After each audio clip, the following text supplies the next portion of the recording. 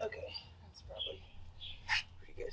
Okay, good to go. Okay, so we'll do a quick placental evaluation to make sure that everything that the mare expelled is the complete placenta, that things look normal.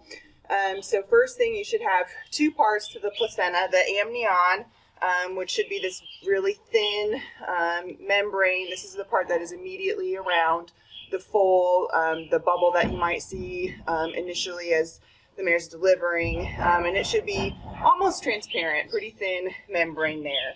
And then the part of the placenta that is actually attached to the mare's uterus is the chorioallantois. And so on this placenta, you can see this is the umbilicus, the umbilical attachment. You can see the vessels here and on the end.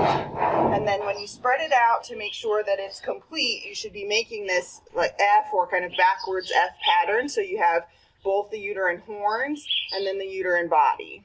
And so this horn up here on this particular placenta was the pregnant horn, and you can always identify that because the end of it that was up in the very tip of the horn next to the ovary is pretty thickened and edematous. So this is where the foal's feet were, and you can imagine them kind of kicking around in there, and so that end of that needs to be thicker than what we call the non-pregnant horn, which is down here, much thinner, kind of different texture that you can appreciate.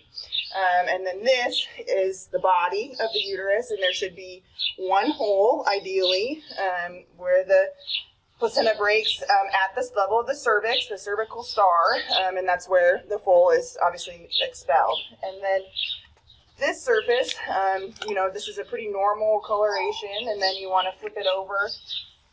And you can see, again, where the umbilicus tracks and attaches here at the base of the pregnant horn. And we can flip it inside out. Make sure the opposite surface looks normal. So there's the pregnant horn again. Body of the uterus, again, our umbilical attachment. And then our non-pregnant horn. And then this is where our cervical star had been, and you can see the opposite side. You can really appreciate the vessels that are here coming from the umbilicus and spreading out. So this placenta is complete. We don't have to worry about anything having been retained. There is only the one hole, and so it looks great.